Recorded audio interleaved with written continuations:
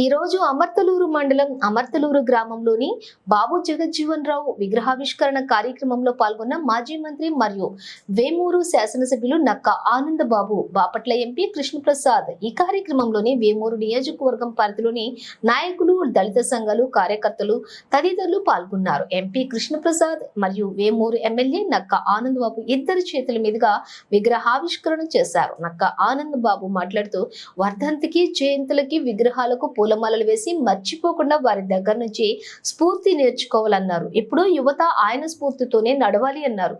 అంబేద్కర్ రాజ్యాంగాన్ని రాస్తే జగజ్జీవన్ రావు సుదీర్ఘకాలం దాన్ని పార్లమెంట్ లో కాపాడుకుంటూ వచ్చారన్నారు.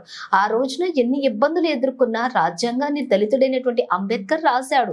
దళితుల హక్కులను రాజ్యాంగంలో అంబేద్కర్ పొందుపరిచితే వాటిని 40 సంవత్సరాల పాటు పార్లమెంట్ లో పోరాడి దళిత హక్కులు సాధించిన బాబు జగజ్జీవన్ రామ్ అన్నారు.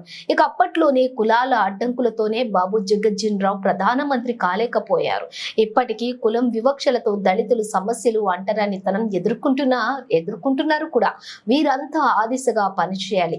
జగజ్జీవన్ రావు అంబేద్కర్ ని స్ఫూర్తిగా తీసుకోవాలన్నారు. అన్ని శాఖల మంత్రి జగజ్జీవన్ రామ్ పనిచేశారన్నారు. ఇక అన్నిట్లో కూడా దళితులకు అవకాశాలు కూడా కల్పించారన్నారు.